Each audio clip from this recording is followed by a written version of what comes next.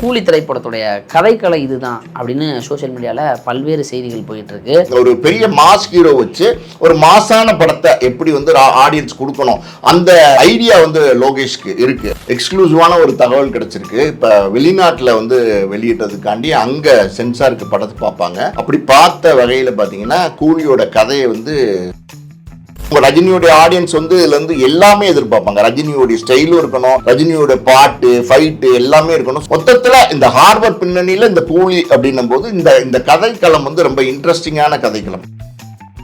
படம் வந்து மொத்தம் எத்தனை நாடுகள் ரிலீஸ் பண்றாங்க? ஏன்னா ஆல்மோஸ்ட் தமிழ்நாட்டில் 90% தேட்டர் அப்படிங்கும்போது வேர்ல்டு வைட் என்ன பிளான் பண்ணியிருக்காங்க? இப்போ தமிழ்நாட்டில் சொல்லவே வேண்டாம், கூலி தான் ஃபர்ஸ்ட் ப்ரிஃபரன்ஸ். மொத்தத்தில் இந்தியாவில் அப்படின்னு பார்த்தீங்கன்னா 650 கோடி ரூபாய் டேபிள்லே வியாபாரம் ஆயிருக்கு. சன் பிக்சர்ஸ்க்கு இந்த படத்தை பொறுத்த வரைக்கும் பாத்தீங்கன்னா 200 கோடி ரூபாய் ஆல்ரெடி டேபிள் ப்ராஃபிட் கிடைச்சிருக்கு. ஸோ வியாபாரமே 650 கோடி ரூபாய்க்கு நடந்திருக்குன்னும் போது இந்த 1000 கோடி தெலுங்குல பெரிய ஸ்டார் இருக்காங்க, ஹிந்தியில பெரிய ஸ்டார் இருக்காங்க, யூனிவர்சல் அதாவது வந்து இந்தியா உலக நாடுகள்ல பாத்தீங்கன்னா ஒரு மாஸ் அட்ராக்ஷன் உள்ள ஒரு கரிஷ்மா உள்ள ஒரு ஸ்டார்னா அது ரஜினிகாந்த் தான்.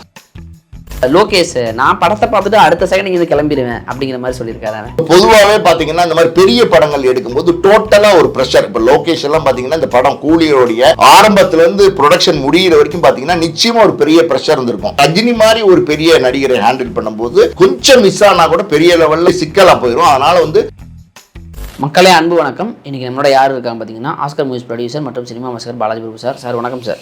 வணக்கம். கூலி திரைப்படம் குறித்து நம்ம அன்னைக்கே பேசியிருந்தோம். அது இல்லாமல் இப்போ அடுத்தடுத்து எக்ஸ்க்ளூசிவாக பல விஷயங்கள் வந்துகிட்டு இருக்கு. கூலி திரைப்படத்துடைய கதைக்களை இதுதான் அப்படின்னு சோசியல் மீடியாவில் பல்வேறு செய்திகள் போயிட்டு இருக்கு. நீங்கள் ஏதாவது கேட்டிங்களா? கூலியோட திரைப்படம் கதை இதை சார்ந்தது தான் அப்படின்னு ஏதாவது தகவல் ஏதாவது கிடைச்சதா சார்? எக்ஸ்க்ளூசிவான ஒரு தகவல் கிடைச்சிருக்கு. இப்போ வெளிநாட்டில் வந்து வெளியிட்டதுக்காண்டி அங்கே சென்சாருக்கு படத்தை பார்ப்பாங்க. அப்படி பார்த்த வகையில் பார்த்தீங்கன்னா கூலியோட கதையை வந்து சில பேர் வந்து சொல்லியிருக்காங்க. அது என்ன அப்படின்னா கூலி வந்து ஹார்பர் பேக்ட்ராப்பில் நடக்கிற ஒரு கதை. அந்த கதையில் வந்து பார்த்திங்கன்னா அங்கே இருக்கிற கூலி தொழிலாளர்கள் அவங்க வந்து நிறைய கஷ்டங்கள் இப்போ இதெல்லாம் அனுபவிக்கிறாங்க. ஸோ இதெல்லாம் வந்து ரஜினி தட்டி கேட்குறார் அப்படிங்கிறது தான் மெயினான கதை. இது இல்லாமல் பார்த்திங்கன்னா ஹார்பர் அப்படின்னாலே உங்களுக்கு வந்து தங்க கடத்தல், ட்ரக் கடத்தல் எல்லாமே இருக்கும். அங்கே வந்து எல்லா கொலை கொள்ளை எல்லாமே வந்து ஹார்பரில் இருக்கும். ஒரு மர்மமான ஒரு பிளேஸ் தான் ஹார்பர். ஹார்பர் பின்னணியில் நீங்கள் ஒரு கதை பண்ணிங்கனாலே ரொம்ப இன்ட்ரெஸ்டிங்காக அந்த கதையை சொல்லலாம். ஸோ இந்த படமே பார்த்தீங்கன்னா ஹார்பர் பின்னணியில் இருக்கிறதுனால பல விஷயங்களை வந்து இந்த லோகேஷ் வந்து இந்த படத்தில் வந்து இன்ட்ரெஸ்டிங்காக ரஜினியை வச்சு எந்த அளவுக்கு இன்ட்ரெஸ்டிங்காக சொல்ல முடியுமோ அந்த அளவுக்கு படத்தை சொல்லியிருக்காரு. ஸோ கதைக்களம் இதுதான். கிட்டத்தட்ட பார்த்தீங்கன்னா மன்னன் உழைப்பாளியெல்லாம் வந்துச்சு பார்த்தீங்களா, அதாவது லேபர்ஸ் அதாவது ஒர்க்கர்ஸ்காண்டி ரஜினி வந்து யூனியன் தலைவராக இருந்து போராடுவார்ல, அந்த மாதிரி தான் பார்த்தீங்கன்னா இந்த கூலி தொழிலாளர்களுக்காண்டி ரஜினி போராடுறாரு. இதுக்கு நடுவில் பல அநீதிகளை வந்து ரஜினி தட்டி கேட்கிறாருங்கிறது தான் கதை. பொதுவாக பார்த்தீங்கன்னா ஹார்பர் பின்னணியில் எடுக்கப்படுற படங்கள் எல்லாமே பார்த்தீங்கன்னா ரொம்ப சக்ஸஸ்ஃபுல்லாக இருக்கும். இப்போ புஷ்பா 2லாம் பார்த்தீங்கன்னா ஹார்பர் பின்னணியில் வந்து ரொம்ப பிரம்மாண்டமாக ரொம்ப பிரமாதமாக பல விஷயங்களை வந்து எடுத்து சொல்லியிருப்பாங்க. இப்போ ரஜினி வந்து ஹார்பர் பின்னணியில் பார்த்தீங்கன்னா இதுக்கு முன்னாடி தீ படத்தில் நடிச்சிருந்தார்.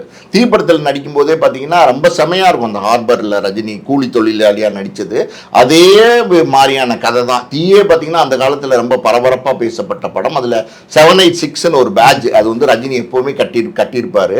ஒரு இடத்துல பார்த்தீங்கன்னா அந்த பேட்ஜ் வந்து அந்தோட பார்த்தீங்கன்னா அந்த பேட்ஜ் எடுத்து பாக்கெட்டில் வந்து ரஜினி வச்சிருப்பாரு. ஒரு துப்பாக்கி சூடு நேரம் பார்த்தீங்கன்னா ரஜினி நெஞ்ச பார்த்து சுடுவாங்க. அந்த பேட்ஜ் வந்து அதில் இருந்ததுனால அந்த அந்த குண்டு வந்து ரஜினியோடைய இதயத்தில் பாயாமல் ரஜினி தப்பிச்சிருவாரு. ஸோ அந்த மாதிரி காட்சிகள்லாம் பல வருடங்களுக்கு முன்னாடி கிட்டத்தட்ட 40 வருடங்களுக்கு முன்னாடியே பார்த்தீங்கன்னா இன்ட்ரெஸ்டிங்காக எடுத்திருந்தாங்க. இப்போ வந்து லோகேஷை பொறுத்த வரைக்கும் நம்ம கேட்கவே வேண்டாம். அதாவது வந்து இந்த பொதுவாகவே ட்ரக் மாஃபியா விக்ரம் எல்லாம் பார்த்தீங்கன்னா அந்த மாதிரி படம் அது பெரிய சக்ஸஸ் பண்ணியிருந்தார். அப்போ நிறைய படங்கள் தொடர்ந்து வந்து லோகேஷ் அந்த மாதிரி படங்கள் எடுத்துட்டு இருக்காரு. அதுவும் இல்லாமல் பார்த்தீங்கன்னா ஒரு பெரிய மாஸ் ஹீரோ வச்சு ஒரு மாசான படத்தை எப்படி வந்து ஆடியன்ஸ் கொடுக்கணும் அந்த ஐடியா வந்து லோகேஷ்க்கு இருக்கு. அதனால வந்து லோகேஷ் வந்து ரொம்ப சக்ஸஸ்ஃபுல்லாக இருக்காரு. ஸோ ரஜினி அப்படின்னும் போது அவங்க ரஜினியோட ஆடியன்ஸ் வந்து இதுல இருந்து எல்லாமே எதிர்பார்ப்பாங்க. ரஜினியோட ஸ்டைலும் இருக்கணும், ரஜினியோட பாட்டு ஃபைட்டு எல்லாமே இருக்கணும். ஸோ அதனால வந்து மொத்தத்தில் இந்த ஹார்பர் பின்னணியில் இந்த கூலி அப்படின்னும் போது இந்த கதைக்களம் வந்து ரொம்ப இன்ட்ரெஸ்டிங்கான கதைக்களம். இந்த கதைக்களத்தில் ரஜினி நடிக்கிறாருனாலே ஆட்டோமேட்டிக்காகவே படம் வந்து இன்ட்ரெஸ்டிங்காக மாறிடும். ஸோ நம்ம முன்னாடியே சொன்ன மாதிரி ரஜினிக்கான படம் இது. அதில் வந்து லோகேஷ் அவருடைய டேலண்ட்டை முழுசாக காமிச்சிருக்காரு. ரஜினி ரசிகர்களுக்கு பிடிச்ச மாதிரி 100% ரஜினி ரசிகர்கள் என்ஜாய் பண்ணுற மாதிரியான கதையாக இருக்கும். அதான் சார் இப்போ ஹார்பரில் ஒரு கோல்டு ஸ்மக்லிங் நடக்குது, அங்கே கொடுக்கக்கூடிய ஒரு கூலி, அதாவது கூலிங்கிற படம் கூலிக்காரன் கூலி அப்படின்னு வச்சிருக்காங்க. ஸோ கூட டைட்டிலே கூலி தானே, கூலினா ஒரு கூலியா இருக்காருங்கிறது தான் தெரியுது. ஹார்பர் பேக்ட்ராப்ல இருக்கிறதுனால பொதுவாக பார்த்தீங்கன்னா ரயில்வேல வந்து கூலின்னு சொல்லுவாங்க, ஹார்பர்ல வந்து கூலின்னு சொல்லுவாங்க. ஏன்னா அந்த சரக்கெல்லாம் வந்து இறக்கி வைப்பாங்க இல்லையா, அந்த கேரக்டர் தான் ரஜினி நடிக்கிறார். ஸோ அங்கே இருக்கும்போது பிரச்சனைகள், எத்தனை சிக்கல்கள், மர்மங்களை எல்லாம் முடிச்சு அவுக்கிறது, அப்புறம் பார்த்தீங்கன்னா கூலி தொழிலாளருக்கு வர பிரச்சனைகள் இதெல்லாம் தட்டி கேட்கறது, இது வழக்கமான ஒரு கதையா இருக்கும். ஆனால் இதுல வந்து ரஜினி இன்ட்ரெஸ்டிங்கா என்ன பண்ணியிருக்காருன்ற ஒரு எதிர்பார்ப்பு வந்து ஆடியன்ஸ் இருக்கு. அதான் சார், ஒரு வழக்கமான ஒரு கதை தான். அந்த கோல்டு ஸ்மக்லிங் எப்படி கண்டுபிடிக்கிறாரு, கூலி தொழிலாளர்களுக்காக எப்படி நியாயத்தை நிலைநாட்டுறாங்கிறதா கதையா இருக்கும். நிச்சயமா விண்டேஜ் ரஜினியை பார்ப்பாங்க, இது எல்லாமே வந்திருக்கு. நிச்சயமா நான் ஒரு டைலாக் இருக்கும் சார், ஏண்டா கூலிக்கார பயலே அப்படின்னு சொல்லிட்டு கேட்பாரு. உடனே ரஜினி யாரை பார்த்துன்னு ஒரு லுக் விடுவார், ஒரு ஸ்லோ மோஷன், இது மாதிரிலாம் நிறைய வச்சிருப்பாங்கன்னு நினைக்கிறேன். எனிவே சார், இப்போ இந்த படம் வந்து மொத்தம் எத்தனை நாடுகள் ரிலீஸ் பண்ணுறாங்க? ஏன்னா ஆல்மோஸ்ட் தமிழ்நாட்டில் 90% தேட்டர் அப்படிங்கும்போது வேர்ல்டு வைட் என்ன பிளான் பண்ணியிருக்காங்க, எவ்வளவு கோடிகளை முதல் நாள்லேயே வாரி குவிக்க போகுது, ஒட்டு மொத்தமாக வசூல் எவ்வளோ பிளான் பண்ணுறாங்க? இப்போ தமிழ்நாட்டில் சொல்லவே வேண்டாம், கூலி தான் ஃபஸ்ட்டு ப்ரிஃபரன்ஸு. இப்போ தெலுங்கானா ஆந்திராவில் பார்த்தீங்கன்னா ஒரு சின்ன சிக்கல் இருக்குது. அது என்னென்னா வார் 2 அங்கே வருது, அது ஜூனியர் என்டிஆர் நடித்த படம். ஸோ அங்கே வந்து கொஞ்சம் கணிசமான அளவுக்கு வந்து ஸ்க்ரீன்ஸ் குறையிறதுக்கான வாய்ப்பு இருக்குது. அதுவும் இல்லாமல் பார்த்தீங்கன்னா நார்த் இந்தியாலையும் பார்த்தீங்கன்னா ரித்திக் ரோஷன் நடிச்சிருக்காரு, அங்கேயும் பார்த்தீங்கன்னா எதிர்பார்க்குற ஸ்க்ரீன்ஸ் வந்து இந்த படத்துக்கு கூலி கிடைக்குமா அப்படிங்கிறது கொஞ்சம் சந்தேகம் தான். பட் இருந்தாலும் பார்த்தீங்கன்னா கிட்டத்தட்ட 2500 ஸ்க்ரீன் வந்து நார்த் இந்தியாவில் வந்து போடுறாங்க இந்த படத்தை. ஸோ மொத்தத்தில் இந்தியாவில் அப்படின்னு பார்த்தீங்கன்னா ஒரு 4500லேருந்து 5000 ஸ்க்ரீன்ஸ் டோட்டல் இந்தியாவில் வந்து போடுறாங்க. இல்லாமல் அதர் கண்ட்ரிஸ் வெளிநாடுகளில் பார்த்தீங்கன்னா ரஜினி படத்துக்கு வந்து ஜப்பானில், சைனாவில், இன்னும் பல நாடுகளில் பார்த்தீங்கன்னா ரஜினிக்குன்னே ஒரு பெரிய ஃபேன்ஸ் இருக்காங்க. எல்லா பக்கம் பார்த்தீங்கன்னா, அதாவது வேர்ல்டு வைட் இருக்கிற தமிழர்கள் மட்டும் இல்லை, பல நாட்டு மக்கள் வந்து ரஜினியை வந்து பார்க்க ஆரம்பிச்சிட்டாங்க, ரஜினியை வந்து ரசிக்க ஆரம்பிச்சிட்டாங்க. ஸோ அப்படி இருக்கிற சூழ்நிலையில் இந்த படத்தை எனக்கு தெரிஞ்சு கிட்டத்தட்ட பார்த்தீங்கன்னா 90லேருந்து 100 நாடுகளில் வந்து இந்த படத்தை வந்து கூலியை ரிலீஸ் பண்ணுறதுக்கு பிளான் பண்ணியிருக்காங்க. அதுக்கான வேலைகள் நடந்துகிட்டு இருக்கு. இதுக்கு முன்னாடியே பார்த்தீங்கன்னா தேவாரா, அதாவது ஜூனியர் என்டிஆர் நடித்த படம் பார்த்தீங்கன்னா கிட்டத்தட்ட 70-80 நாடுகளில் வெளியிட்டு அது பெரிய கலெக்ஷன் பண்ணிச்சு. ஸோ இப்போ கூலிக்கு வந்து பெரிய எதிர்பார்ப்பு. அதாவது வந்து இந்த படம் வந்து தமிழ் சினிமாலே பார்த்தீங்கன்னா இது வரைக்கும் ஒரு எக்ஸ்க்ளூசிவான விஷயம் இது. அது என்ன அப்படின்னா 650 கோடி ரூபாய் டேபிள்லேயே வியாபாரம் ஆயிருக்கு. சன் பிக்சர்ஸ்க்கு இந்த படத்தை பொறுத்த வரைக்கும் பார்த்தீங்கன்னா 200 கோடி ரூபாய் ஆல்ரெடி டேபிள் ப்ராஃபிட் கிடைச்சிருக்கு. ஸோ வியாபாரமே 650 கோடி ரூபாய்க்கு நடந்திருக்குன்னும் போது இந்த 1000 கோடி அடிக்குமா அப்படின்னு ஒரு எக்ஸ்பெக்டேஷன் வழக்கமாக எல்லா படத்துக்குமே இருந்துகிட்டு இருக்கு. ஸோ இந்த கூலியை பொறுத்த வரைக்கும் நிச்சயமா அந்த 1000 கோடியை தாண்டி ஒரு பெரிய கலெக்ஷனை பண்ணணும் அப்படின்னு வந்து பிளான் பண்ணிட்டு இருக்காங்க. அது நடக்கவும் செய்யும். ஏன்னா இந்த காம்பினேஷன் அப்படி இப்போ ரஜினி, லோகேஷ், அனிருத், சன் பிக்சர்ஸ் இந்த காம்பினேஷனே பார்த்தீங்கன்னா பிரம்மாண்டமான காம்பினேஷன். இது இல்லாமல் பார்த்தீங்கன்னா அமீர் கான் இருக்காரு, அங்கே ஆந்திராவில் பார்த்தீங்கன்னா நாகார்ஜுனா இருக்காரு, உபேந்திரா, அப்புறம் ஷோபின் ஷோகர், இப்போ சத்யராஜ், ஸ்ருதிஹாசன் எல்லாருமே இந்த படத்தில் வந்து பார்த்தீங்கன்னா பல மாஸ் கதாநாயகர்கள் வந்து இந்த படத்தில் ஒன்றா நடிச்சிருக்காங்க. ஸோ இதுக்கு ஒரு பெரிய, அதாவது கூலியை பொறுத்த வரைக்கும் பார்த்தீங்கன்னா ஒரு பெரிய எக்ஸ்பெக்டேஷன். இப்போ இன்னும் வெளிப்படையாக சொல்லணும்னா ரஜினி படம் அப்படின்னாலே பார்த்தீங்கன்னா அதாவது வந்து இந்தியா மட்டும் இல்லை, வேர்ல்டு வைடு ஒரு பெரிய எக்ஸ்பெக்டேஷன் கிரியேட் ஆயிடுச்சு. ஸோ அப்படி இருக்கும்போது ஒரு முதல் 4 நாள் ஒரு கலெக்ஷன் இருக்கு பார்த்தீங்களா, அதாவது வியாழன், வெள்ளி, சனி, ஞாயிறு, அந்த கலெக்ஷனே பார்த்தீங்கன்னா நிச்சயமா பெரிய லெவலில் இருக்கும் அப்படின்னு வேர்ல்டு வைடு எதிர்பார்க்குறாங்க. ஸோ அது தியேட்டர் ஃபுல்லானாலே ஒரு பெரிய நிறைவான கலெக்ஷன் வந்துடும். அதை மீறி இந்த படம் கண்டென்ட் அது வந்து ரொம்ப நல்லா இருக்கு, எக்ஸ்ட்ராடனரியா இருக்கு, வேற மாதிரி இருக்கு அப்படிங்கிற மாதிரியான ஒரு டாக்கு. ஒரு உதாரணத்தை சொல்லணும்னா லோகேஷ் கமல் சேர்ந்த விக்ரம் படம் எப்படி ஒரு பெரிய வரவேற்பு கிடைச்சிச்சு, பெரிய லெவலில் கலெக்ஷன் படிச்சு, அந்த மாதிரி ஒரு எக்ஸ்பெக்டேஷன், அந்த எக்ஸ்பெக்டேஷனை பூர்த்தி கூலி செஞ்சிருச்சுன்னா நிச்சயமா அது கலெக்ஷனே வேற மாதிரி இருக்கும். ஸோ இந்த படம் வந்து பார்த்தீங்கன்னா தமிழ் சினிமா இண்டஸ்ட்ரியிலேயே ஒரு ரெக்கார்ட் பிரேக்கிங் கலெக்ஷன், ஒரு ரெக்கார்ட் பிரேக்கிங் படமாக இருக்கும். அதுக்கு வாய்ப்புகள் இருக்கு. சார் 100 நாடுகள் 10,000 ஸ்க்ரீன் 1000 கோடி வசூல், இதுதான் டார்கெட். அப்படிங்கும் பொழுது பொதுவாக தெலுங்கு படங்கள் தான் வந்து உலக நாடுகளில் அதிக நாடுகளில் ரிலீஸ் செய்யப்பட படமாக இருந்துச்சு, அதிக ஸ்க்ரீன்களில் அதிக வசூல் அப்படிங்கிற மாதிரி இருந்துச்சு. ஸோ அதை ஒன்று அடிக்க ஒருத்தன் வருவாண்டா அப்படின்னு வெயிட் பண்ண மாதிரி இப்போ தெலுங்கு படத்துக்கு டாமினண்ட்டாக தமிழ்லேருந்து உருவாயிருக்க ஒரு படம் ஒரு பெரிய எதிர்பார்ப்போட இப்போ, ஏன்னா லியோ அதை ட்ரை பண்ணுச்சு, பட் அதுக்கப்புறம் வந்து இப்போ இந்த படம் தான் எடுத்துக்க முடியும். நம்ம கூடிய ஒரு விஷயம் இந்த இடத்துல பார்க்கணும், அது என்ன அப்படின்னா தெலுங்குல பெரிய ஸ்டார் இருக்காங்க, ஹிந்தியில் பெரிய ஸ்டார் இருக்காங்க.